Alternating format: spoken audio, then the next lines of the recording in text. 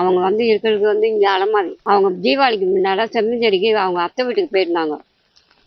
போயிருந்துட்டு நேற்று என்ன பண்ணிட்டான், அம்மம்மா எனக்கு வேலை இருக்குது, நான் வேலை செய்யணும், போய் நீங்கள் பொறுமையாக பார்த்துட்டு வாங்க அப்படின்ட்டு சொல்லி கிளம்பிட்டாங்க. அப்போ எங்கள் பொண்ணு என்ன பண்ணியிருக்காங்க, வேண்டாம் நீ இங்கே இரு, நாங்கள் எல்லாம் சேர்ந்து ஒன்றா போகலாம் அப்படின்னா, இல்லை இல்லைம்மா எனக்கு இந்த ஊரில் இருக்க பிடிக்கல, எனக்கு நான் வீட்டுக்கு போகிறேன், நான் வீட்டில் போய் எது என்ன இருந்தாலும் பார்த்துக்கிறேன் அப்படின்ட்டு இவன் ஒண்டியாக கிளம்பி வந்திருக்காங்க. வந்து வேலைக்கு போயிருக்கான். வேலைக்கு போயிட்டு வந்திருக்கிறான். வந்து நைட்டு அவங்க அண்ணி வீட்டுக்கு போயிருக்கிறான். அண்ணன் வீட்டுக்கு போய் எனக்கு பசிக்குது, சாப்பாடு போடுங்கன்னு இருக்கான். சாப்பாடு போட்டிருக்காங்களாம்.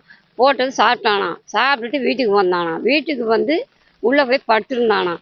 இவங்க 4 பேரும் வந்திருக்காங்களாம். ஆனால் நைட்டில் நடக்கலை. இது காலைல தான் நடந்துச்சுன்னு போஸ்ட்மார்ட்டம் பண்ண வந்தவங்க சொன்னாங்க. இது வந்து காலையில் நடந்துக்குது, நைட்டுலாம் நடந்துருந்தா உடம்பு பறிச்சுக்கு இருக்கும் அப்படின்னு சொன்னாங்க. அப்படின்னா நாங்கள்லாம் எங்களுக்கு ரிசல்ட்டு வந்தது 2 மணிக்கு.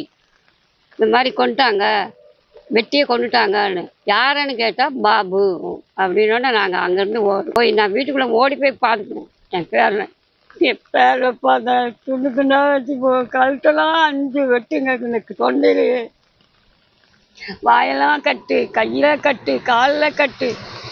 அவன் போட்டிருந்த சட்டையை விட்டு அவன் கழுத்தண்ணியை அடிச்சிருக்காங்கங்க. எல்லாரும் பார்த்து கொம்பியே கவுச்சி போச்சுங்க.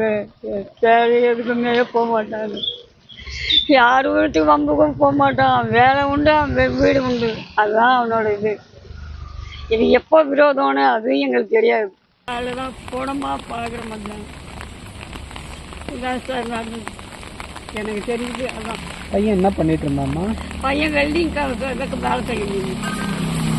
அவனோட ஃப்ரெண்டு சொல்லவும் தான் அந்த எங்கள் பெரிய பேரனுக்கே தெரியும். அவன் வந்து கதை எப்படி சொன்னாங்க, அதை நாங்கள் அவங்களே கொண்டுட்டு அவனை சாப்பாடு போட்டுட்டு போயிருக்காங்க. அவன் ஃபோனு, அவங்க ஸ்கூட்டி சாவி எல்லாத்தையும் எடுத்துன்னு போயிருக்காங்க. அவ்வளோதான். இந்த வேலை இருந்தால் மட்டும்தான் அவன் இந்த வெல்டிங் ஷாப் வேலை நல்லா படிச்சுன்னு இருந்தான். படிப்பு அவனுக்கு மண்டையில் ஏறலன்னு சொல்லிட்டான். எனக்கு படிப்பு ஏறல, நான் என்ன வேலை செய்வேன் அப்படின்னு சொன்னான். ஃபஸ்ட்டு இந்த வெல்டிங் வேலைக்கு தான் போனான். அப்புறம் பாதியில் என்ன ஆச்சுன்னு தெரியல, நின்றுட்டான். நின்றுட்டு திருப்பி எனக்கு அந்த வேலையே நான் போகிறேன் அப்படின்னு போனவன் தான்